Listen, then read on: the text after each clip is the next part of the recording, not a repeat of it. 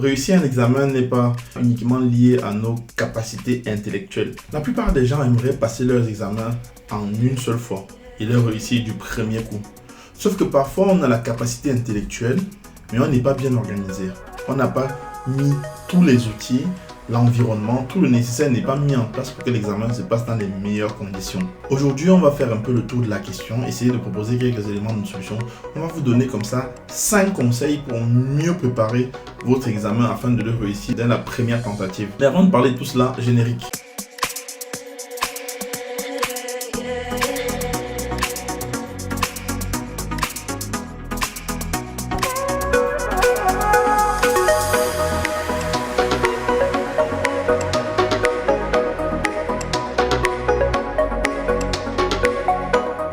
Hello les amis, j'espère que vous allez bien. Bienvenue sur Un Jour Un Métier, je suis Herman Kuaté. Ici on parle d'orientation, de reconversion, de digital. Bref, on parle de tout ce qui est lié à l'écosystème de l'épanouissement et de l'évolution de la jeunesse. Aujourd'hui la question est simple, comment s'organiser pour mieux réussir ces examens? Je vais donc vous donner 5 conseils qui selon moi sont les meilleurs pour pouvoir vous organiser afin de réussir votre examen dès la première tentative. Restez avec moi jusqu'au bout de la vidéo, autant pour moi. Et ensuite, abonnez-vous, activez la cloche de notification pour être au courant de toutes nos publications. En effet, nous en faisons 2 par semaine, à savoir le mercredi à 19h et le samedi à 11h du matin. Pensez à mettre un pouce bleu si vous aimez le type de contenu, mais surtout à me dire en commentaire ce que vous en avez pensé et également si vous avez des demandes pour d'autres types de contenus similaires ou voisins.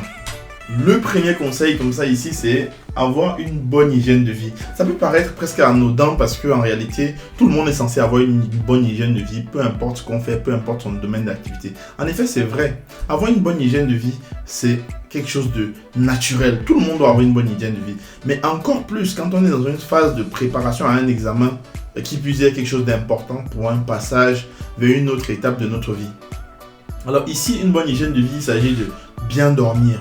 Minimum 7 heures, voire 8 heures, parfois même 9 heures en fonction des organismes. Ensuite, manger comme il se doit, bien manger, pas trop manger, avoir une nutrition équilibrée. Et surtout avoir une certaine régularité dans notre manière de manger. Ça aide également. Ne pas prendre des produits qui empêchent de dormir à une certaine heure, car cela pourrait avoir un impact sur notre sommeil et donc, a fortiori, avoir également un impact finalement sur le lendemain, sur notre apprentissage, sur la manière dont réagira notre cerveau. À côté de ça également, avoir une bonne hygiène de vie, c'est avoir une activité sportive. Manger des fruits et légumes, notamment le fameux slogan de 5 fruits et légumes par jour. Et également une activité sportive quotidienne, j'ai envie de dire. Vous n'êtes pas obligé de devenir Michael Phelps ou Usain Bolt, pour ne citer que ces deux-là. Mais il faut avoir une certaine activité sportive. Ça, c'est très important. Il faut faire du sport. Il faut être régulier dans le sport. Ça permet d'éliminer les toxines. Ça permet de se défouler. Ça permet également de chasser le mauvais stress. Ça permet d'avoir une mentalité de gagnant, ça permet d'avoir une mentalité de winner, ça permet surtout de pouvoir affronter bien d'autres événements. Et ça permet de se libérer, de se défouler et de revenir encore plus fort pour les épreuves. En deuxième conseil, on va dire trouver un lieu de travail. Trouver un lieu de travail, oui, absolument. Parce que quand on est à l'école, on est dans un cadre qui est adapté pour les études. On est dans un cadre de formation, c'est normal, tout se passe très bien. Mais quand on est à la maison et qu'on doit étudier, c'est pas toujours adapté. Déjà, il y a tout simplement des choses à bannir. Ne pas étudier dans son lit. Ne pas étudier à la cuisine, je sais pas, ou à la salle de bain. Trouver vraiment un lieu adapté. Si par exemple on vit avec ses frères et sœurs et qui sont trop bruyants à la maison ou qui nous sollicitent tout le temps, alors il faut trouver un lieu extérieur où on va aller étudier. Si à la maison on constate que le contexte familial n'est pas forcément propice, il faut absolument trouver une solution. Ça peut être une bibliothèque, ce que je conseille le plus. Ça peut être chez un ami. Ça peut être même dans des salles réservées pour cela, dans votre établissement, là où vous vous formez. Donc, il faut absolument trouver un lieu. Pourquoi trouver un lieu? Parce qu'en fait, le fait de trouver un lieu, ça permet déjà, dans un premier temps, de conditionner le cerveau à se mettre en état de travail. Ça permet d'optimiser votre concentration et de pouvoir accumuler le maximum de connaissances possibles dans ce temps dédié à cela. Donc, avoir un lieu comme dans une bibliothèque, à votre établissement et je ne sais trop où, ou chez un ami même. Ça permet déjà dans un premier temps que le cerveau sépare le chez vous, entre guillemets, tout simplement, et le lieu d'apprentissage. Et ensuite, ça permet de vous concentrer, d'être beaucoup plus paisible. Et parfois, avoir un lieu, c'est parfois avec des gens. Cela vous permet de pouvoir peut-être poser des questions, de pouvoir évoluer dans cela. Donc, c'est très important d'avoir un lieu où vous apprenez. Un conseil, évitez les distractions. C'est vrai, de nos jours, on a énormément d'outils de distraction, vraiment énormément. On est à l'ère où l'attention vaut très cher. Et d'ailleurs, si vous avez bien remarqué, les réseaux sociaux comme Facebook, Twitter et tous les autres réseaux sociaux sont là justement pour notre attention. Ils ont besoin de notre attention car le cœur de leur business est autour de notre attention. Si on s'amuse, on peut tomber facilement dans le piège de la distraction. Quand vous êtes par exemple en train d'étudier, votre téléphone doit se retrouver en mode avion ou alors en mode ne pas déranger. C'est très important parce que ça évite que vous soyez distrait. Parce que d'après une étude, quand on est distrait, on met en moyenne 15 minutes à se replonger véritablement dans ce qu'on était en train de faire. Et ça, c'est peut-être un temps que vous n'avez pas par rapport à vos échéances. Donc vous devez absolument éviter les distractions. Je ne parle pas de Netflix et autres gaspilleurs de temps de soirée qui vous empêchent parfois de dormir. Quatrième conseil, planifiez votre révision. Et oui, parce que vous pouvez avoir une très bonne capacité intellectuelle.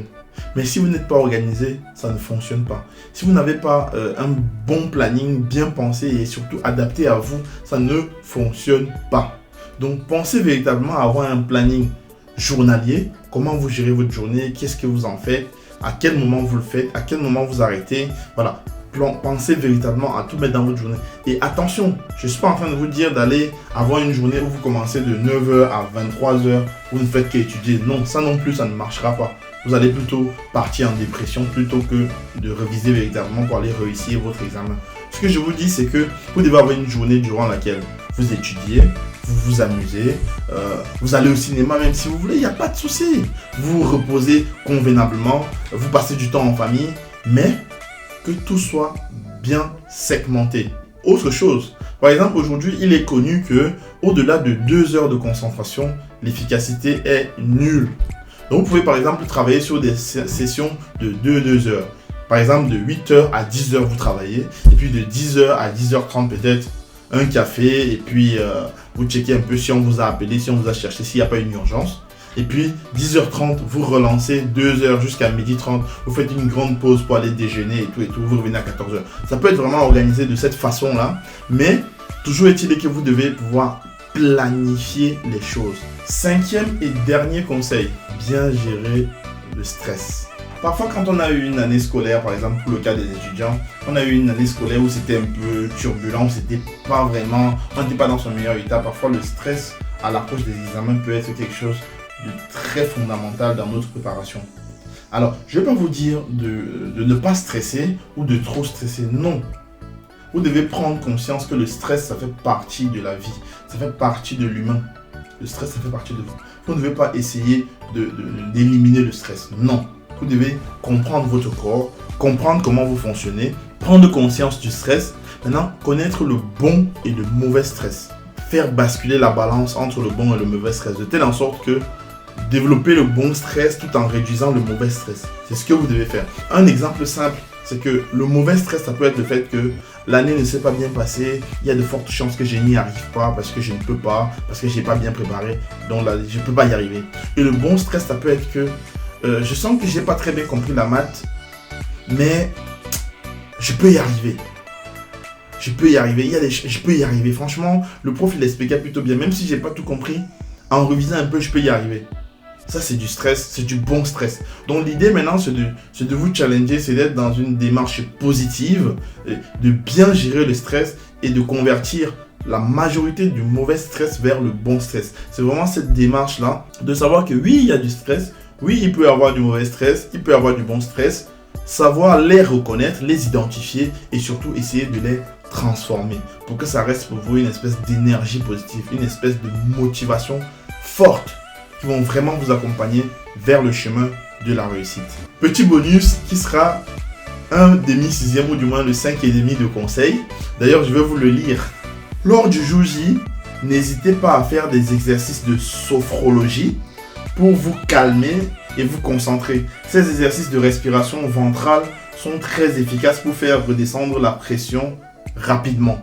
C'est une espèce de respiration lente qui vont vous permettre de faire redescendre le stress, qui vont vous permettre de vous recentrer sur vous-même.